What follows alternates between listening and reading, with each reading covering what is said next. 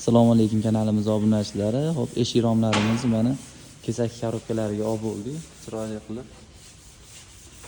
Ko'rishlar mumkin. Romi ham chiroyli bo'ladi. Xudo xolasa bitgandan keyin o'rtasi ochilmaydi, ikkita chekkasi ochiladi. Bunga akfa mexanizmlarini ham endi sekin ochib o'rnatamiz. Akkulatlarni davom ettiryapmiz hozir. Akkulatlarni mana ochib bo'ldik. Shu holatda ko'rinishi shunaqa to'g'ri bittada ochiladi.